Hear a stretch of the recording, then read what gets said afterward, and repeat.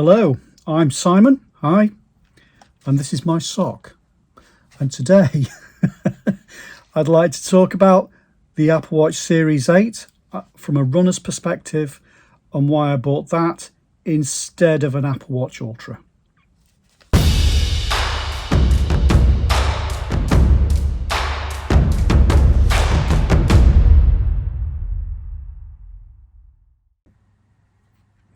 Okay, first off, I've not flipped. The reason I bring up my sock is I don't have lots of disposable income. If I want to buy something, I've got to save hard. And so I think long and hard before I make a purchase like this. So, so in this case, back in March, I got COVID and I wasn't able to have a drink for a fortnight because I was too ill. And then I thought, hang on, this is an opportunity here. I knew I was drinking too much. And so I thought, right, let's have 6 months off the booze. And every time I would have spent money in the pub or at the off license, let's put that money in my sock. And then after 6 months, treat yourself, buy yourself something nice just for you. And I thought at the beginning, yeah, maybe an Apple Watch. As it turned out, I had enough money in the sock.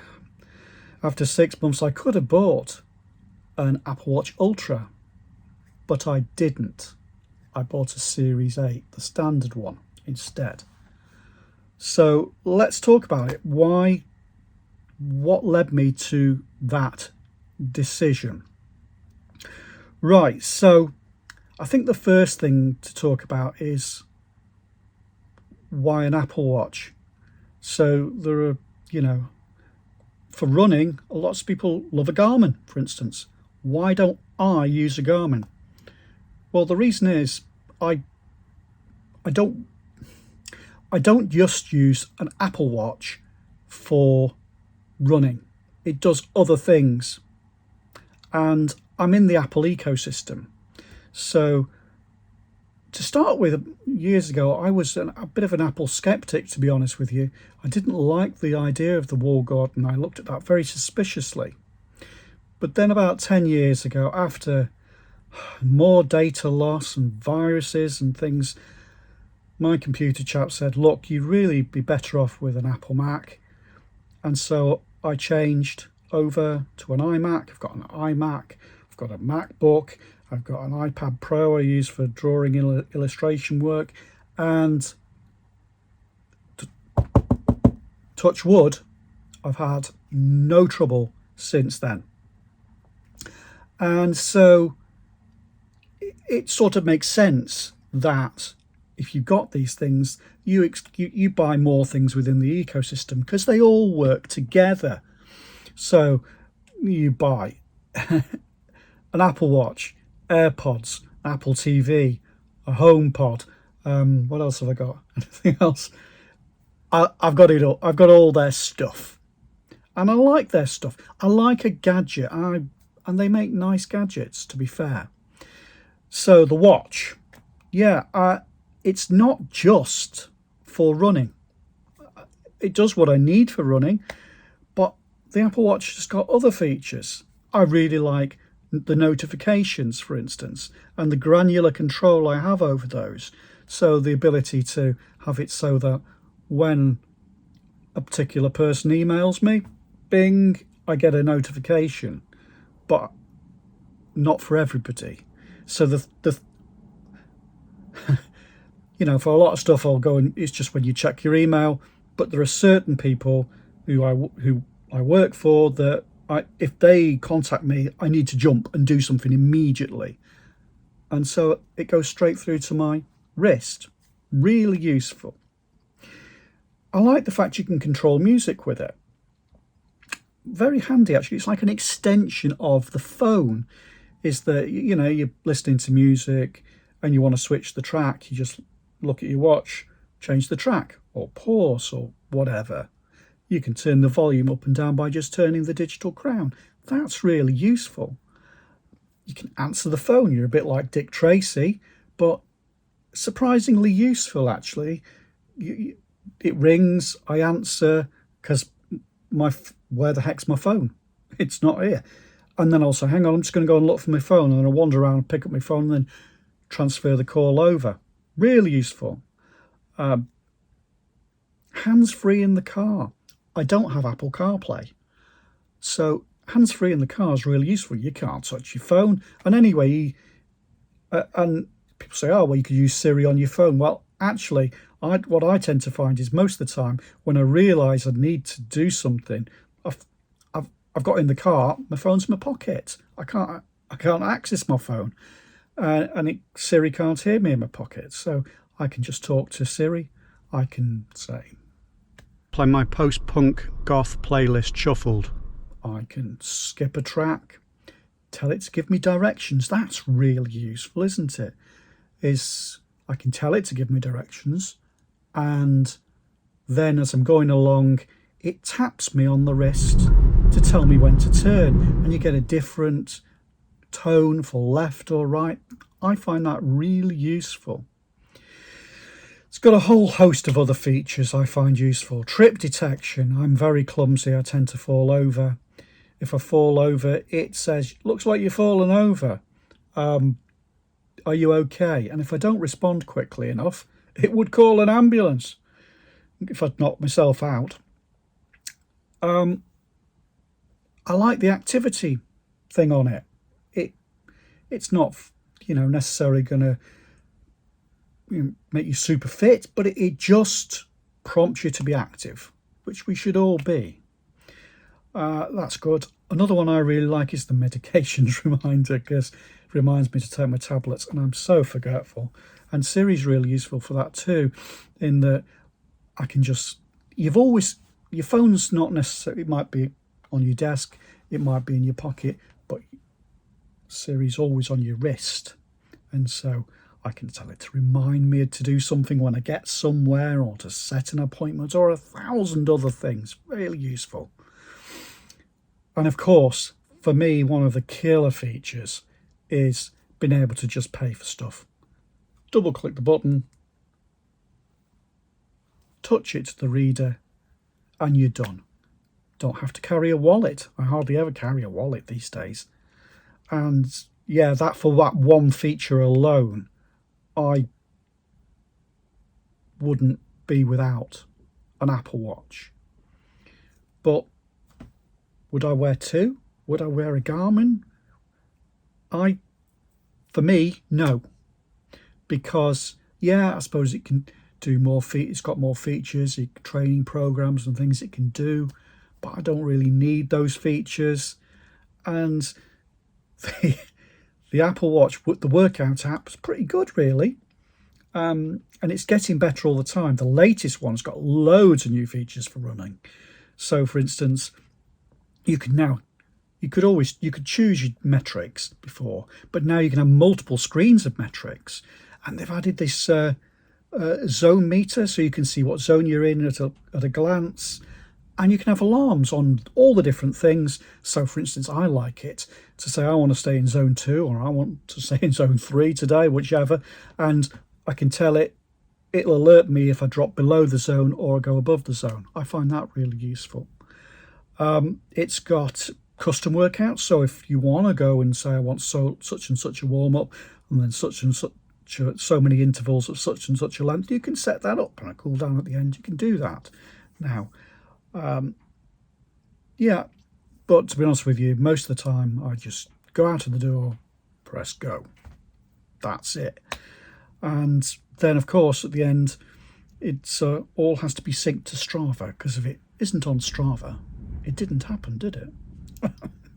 And for that, I know you can sync directly from Strava, but I didn't have much success with that. So I use the Health Fit app, which just sucks the data in from the workout app and then spits it across to Strava, and wherever it can go, send it to different apps. So that's what I use it for. I use it for running. Does it have any irritating features? Yes. And I guess the biggest irritating feature is it's a touch sensitive screen. And so if it rains, then yeah, your sleeve can stop the workout. That's annoying. Yeah, and also the fact that, so for instance, if you want to set a split, you've got to double tap the touch sensitive screen. It would be nicer if it was a button. Things that the Apple Watch Ultra deal with by having the extra button. Though, to be honest with you, I don't think I need an extra button. I just need the software to improve. I just need a toggle to be able to say, an option to say when I start a workout, I want it to lock the screen. And that I want the two buttons that are already there to have these functions when I'm in a workout, just when I'm in a workout. None of that needs hardware. It just needs someone to do some thinking and some software, if you're listening, Apple.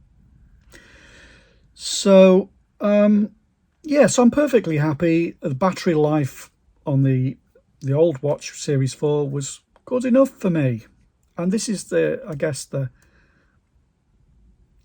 biggest thing if you're a runner, the biggest reason to buy the Ultra would be the bigger battery, isn't it? Actually, so let's work through the different models, shall we? So at the bottom end, you've got the Apple Watch SE. Now, if you're a dimply, that's a really good buy. And as a rule of thumb, get the cheapest one that does what you need, because you get an awful lot. With all the Apple products, you get an awful lot at the lowest price point. And the actual extra amount you get for the bigger ones isn't huge, but the price differences can be huge. And a lot of it is just, you have to see through the marketing a bit. So the SE, if I'd bought that one in a 44mm, it would have been £299. Why do I say a dimply? By that I mean someone who's a bit younger than me, doesn't have any health conditions.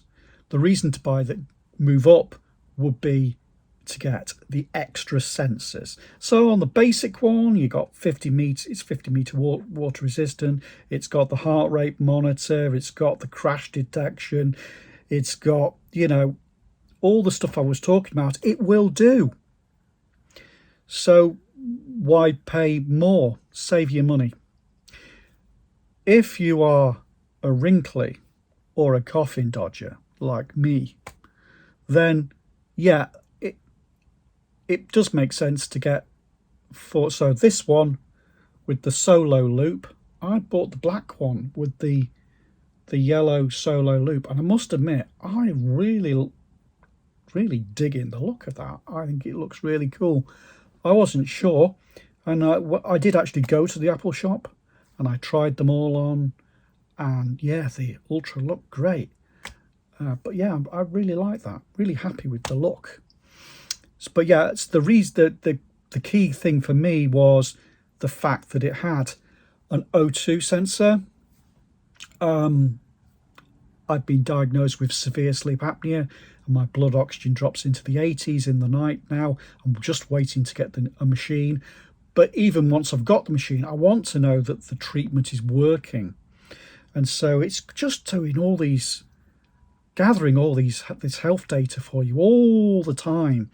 So O2 meter, it's got a temperature meter, which does seem to be a bit of a gimmicky thing. They've tried to make it, it's great for the ladies who want ovulation detection, apparently. So it's been sold as a sort of girly thing, but I suspect it's got more features than that. It's not telling you your temperature is this. It's just got a temperature sensor on the front and one on the back, so it can get a difference. And yeah, so I'm guessing in a software update, perhaps next year, it will get more features as they get more data into it, to be able to say, you might be coming down with something because your temperature's gone up, or you might be, you know, who knows. We'll wait and see. But I'm happy to have it.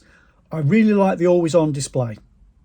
You don't get the always on display with the SE, so I do like that. And it's got a slightly bigger screen, this wraparound screen. It looks nice. And that was £449 for the configuration I bought, the aluminium with the aluminium one with the solo loop. At the top end, you've got the Ultra, and so for that, you get a bigger battery. You get a sapphire screen. You get it. They're all cellular. It's got a louder ringer. It's got it's got a bespoke diving app. It's what else has it got? So it's got this extra button, chunky buttons, and it looked lovely on. And didn't feel too heavy either. Didn't feel too bulky, but it was nice. And so yeah, if money wasn't an object, I probably would have had that. But it wasn't. I didn't need it really, and we'll get down to the key things, the battery life, in a bit. But I didn't really need it. So historically, when they first came out with the Apple Watch, they came out with an aluminium one, and a stainless steel one, and a gold one. And I did go to the shop and I tried on both the aluminium one and a stainless steel one. And yeah, the stainless steel one looked lovely, but it didn't do anything that the aluminium one didn't do. And for running, frankly, you know, a lighter watch is better. And so, I bought the aluminium one, perfectly happy with it. Then I went to I think I had the 2. It was either, yeah, I think I had the 2 next, because there was quite a large jump between the original one and the second one. And yeah, I didn't blink then. I just went straight for the aluminium one. And Apple have sort of learnt this lesson, that they'd like you to buy the more expensive one as jewellery, really. But if on a product that you're going to change every 4 or 5 years, it doesn't really make sense, or not unless you've got tons of money anyway. So they've been a bit canny this time, and they've given it, they've pitched it at, you know, the adventurer, and given it some, you know, more features, the bigger battery, the diving, the bigger buttons, the extra button. And so that is quite clever. But you really need to know whether you need those features, otherwise you're wasting your money, aren't you? So where should we go from here? Let's talk about battery. It's the key one for me. So how would you know if it? So people who would buy the Ultra, if you're a triathlete, makes sense, doesn't it? Touch sensitive screens, not ideal, and the extra button makes sense. Plus, I'm guessing you're out for quite a long time, makes sense. But the battery on the standard ones, pretty good. Let me give you some examples of my daily sort of use. So I tend to charge it up the night before, and then I'll wear it overnight for sleep monitoring. And then the following morning, depends what I've got on. Most standard days, I would just wear it. So after I've worn it all night, it might be down to 90%, 85s, 85, 95, 85 to 90% after I've worn it overnight. And on a standard day, I'll go and have a run. I might run for an hour and a half maybe. So if we, you know, take a day when I've worn it overnight, and then I've been for an hour long run. So after I got back from my hour long run, it was on 73%. At 6 p.m. that night, it was on 50%. What's the problem? if you run for an hour and a half a day, there is no problem. Then let's take I've been for a longer run. So I went out, so this time I did charge it in the morning. Sometimes if I know I'm going to go out for a longer run, in the morning I'll just bob it on the charger while I'm getting my shower. 20 minutes and bang, it's fully charged. It does charge pretty quick. Even when it's really discharged, you can, go from 10% to 100 fully charged in about an hour or so, about an hour. And so, but yeah, just take it off while I'm in the shower and come charge it up. So I went out for a longer run. So I charged it up in the morning. 11 o'clock, I got to where I was going to run, at which point it was on 91%. And then I went out for a run about 4.5 hours-ish. And then at the end of that, it was down to 30%. And then I had an hour-long cycle ride at the end, which nearly killed me. And so then we're getting to tea time. It's by the time I got back to the car, it was about 7 p.m, 7 p.m. And it was down to 13%. So that's sort of I would say, on a just out of the box standard setting, you wouldn't want to be going and doing more than 5 or 6 hours, because you're going to use the battery up. So, but yeah, how often do you go for a 5-hour, 6-hour run? Yeah, I do that, but it's not every day. And then if I was going to go for a long one, there's a low power mode. So you just go into the app, the watch app on the phone, and you turn low power on in the workouts app. And I also turned off the always on display to maximize it.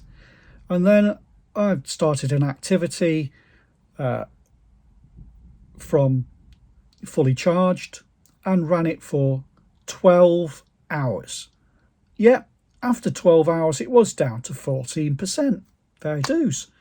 And it was ready to be charged. But I wouldn't go for more than 12 hours because I would want to lie down after 12 hours.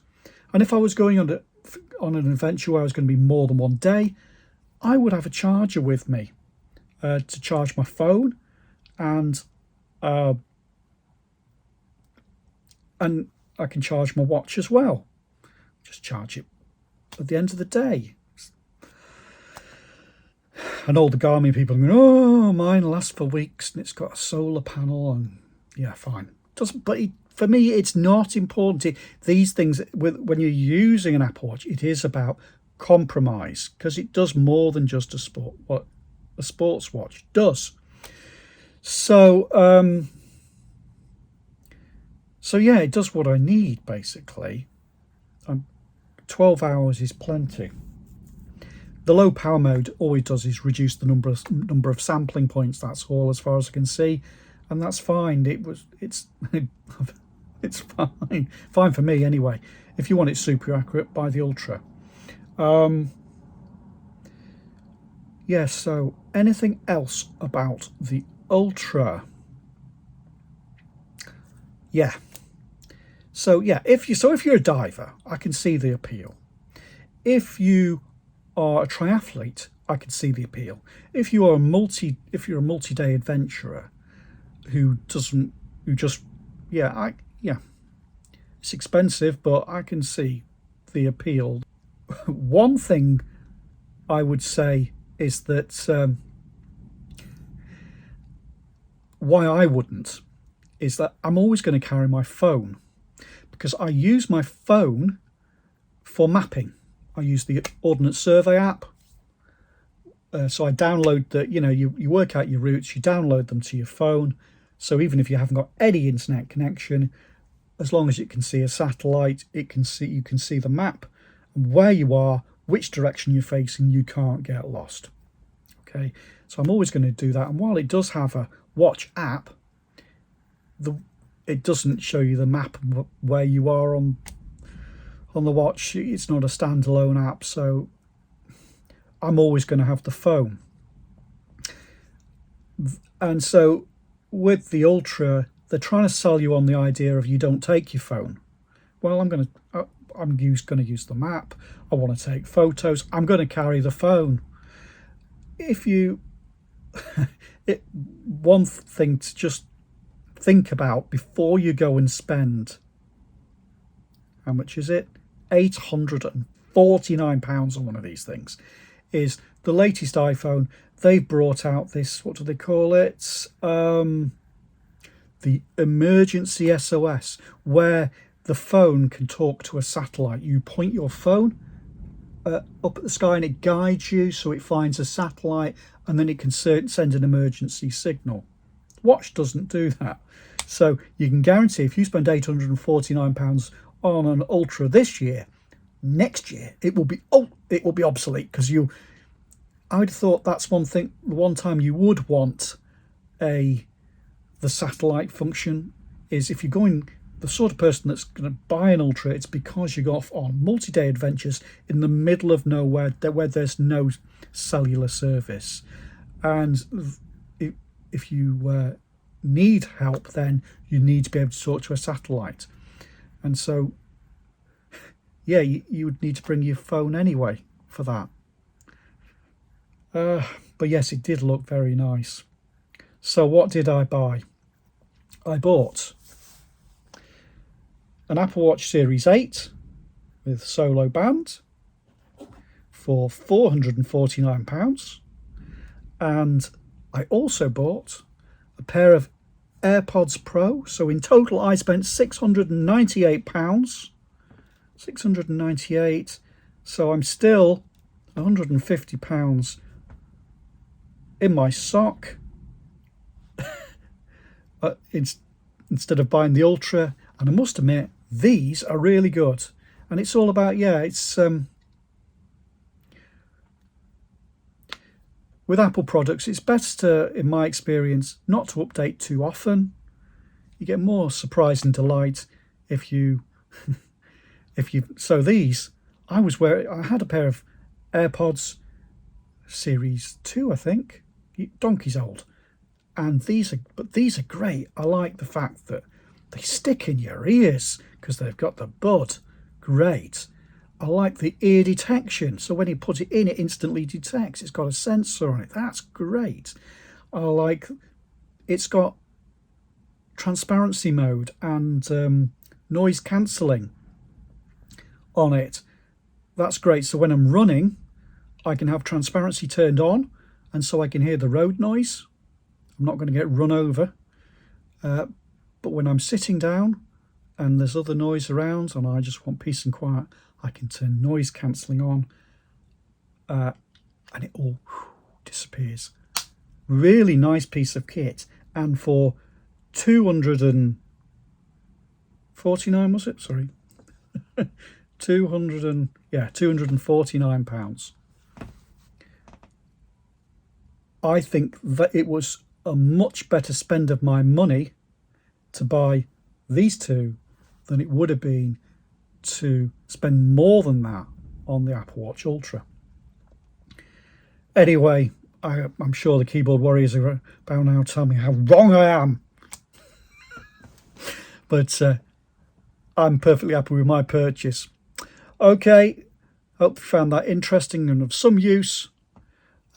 Take care. I'll see you next time.